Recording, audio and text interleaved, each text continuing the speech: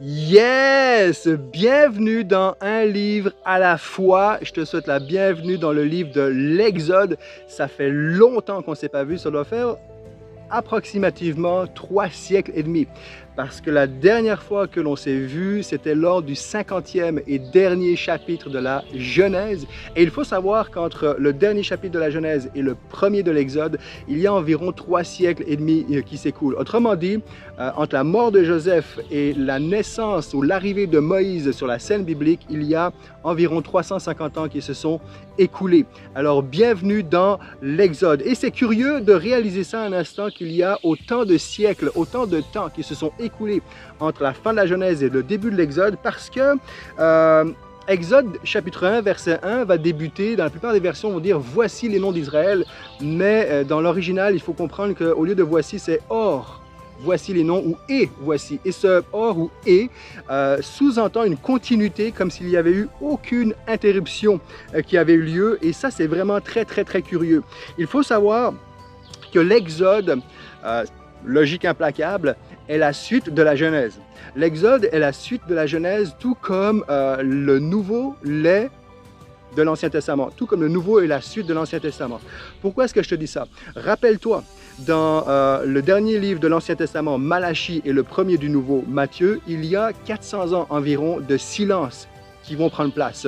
Et on retrouve donc le même effet entre la fin de la Genèse, début de l'Exode, 300 ans, 350 ans de silence qui s'écoulent. Et ceci dit, il y a plusieurs parallèles avec le livre de l'Exode et le Nouveau Testament. Donc si dans la Genèse, rappelez-vous, notre but est de découvrir Jésus dans chaque livre biblique, un trait principal de Jésus dans chaque livre biblique. Alors dans la Genèse, on a vu que c'était Jésus le Dieu créateur, et dans l'Exode, c'est Jésus notre Pâque, notre agneau pascal. Et c'est le thème central de tous les évangiles, c'est de présenter Jésus comme étant l'agneau de Dieu qui ôte le péché du monde. On va avoir d'autres parallèles comme ça entre l'Exode et le livre de la Genèse. Comprenons quelque chose, les auteurs n'écrivaient pas leur propre histoire, ils n'étaient pas là pour raconter leur propre histoire. Ils écrivaient un récit qui les dépassait complètement, un récit qui dépassait l'ensemble ou la somme de leur peuple au complet. Ils écrivaient ni plus ni moins que l'histoire de Dieu parmi les hommes. Dans l'Exode, ils sont le fruit de leur passé, comme nous sommes le fruit de notre vécu passé. Et je reviens à cette notion de Exode chapitre 1, verset 1, et voici le nom d'Israël, comme si rien ne s'était passé. Eh bien, il y a un appel à continuer. Et c'est là qu'on voit que c'est le récit de Dieu qui est inscrit parce qu'il n'y a pas d'interruption dans le récit de Dieu.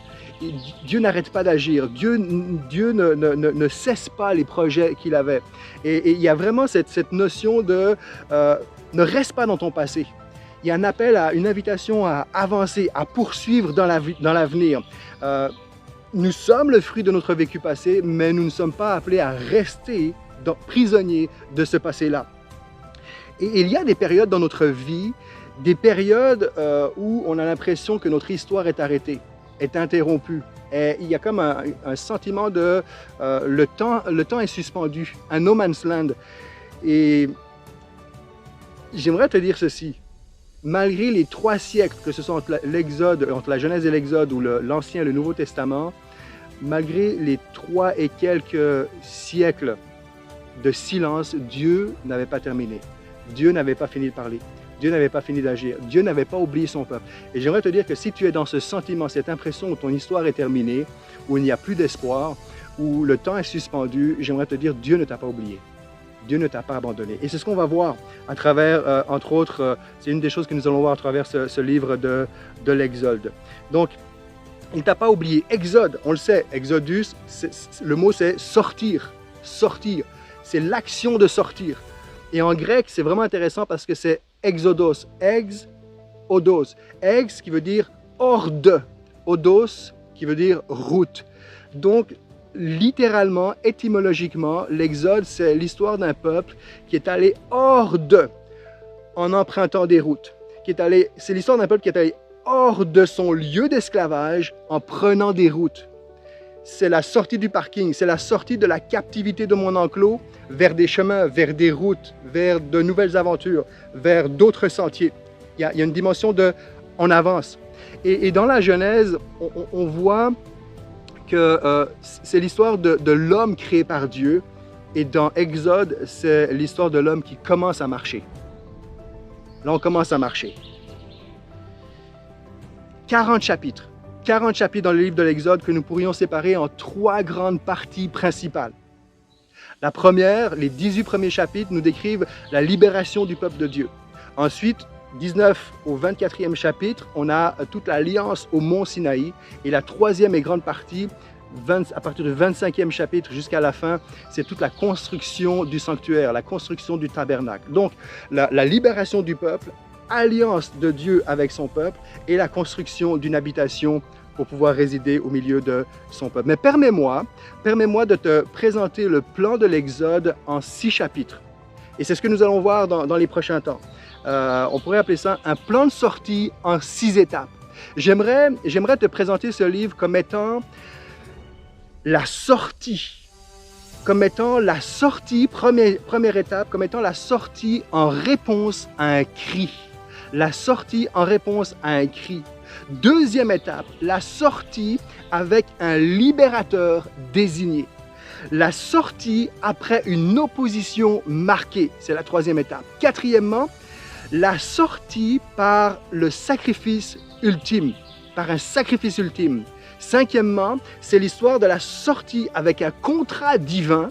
Et enfin, c'est l'histoire de la sortie vers une entrée dans sa présence. Et c'est ce que je nous propose de regarder ensemble à travers ce livre d'Exode, et on va voir ces 6 événements, ces 6 étapes qui sont les 6 points les plus importants que l'on va retrouver tout au long de ces 40 chapitres. Et j'aimerais t'inviter à regarder vers l'avenir. Je sais, on arrive en été, c'est les vacances, on a tendance un petit peu à décrocher. Moi, en juillet, tout le mois de juillet, je suis en vacances, je vais décrocher. Mais vacances par vacances, j'aimerais t'inviter à regarder vers l'avenir, à t'inviter à voir ton aujourd'hui comme « et maintenant je sors », pour faire allusion à Exode 1.1. « Et voici les noms d'Israël. Et maintenant je sors ». Et maintenant, je t'invite à être dans ce « et maintenant, je continue mon histoire ». Et maintenant, je sors de la prison de mon passé. Je sors de mon état actuel, de ma condition qui me fait mal. Je sors de ma dépendance. Je sors de ces habitudes toxiques. Je sors de ces pensées mensongères, trompeuses, destructrices.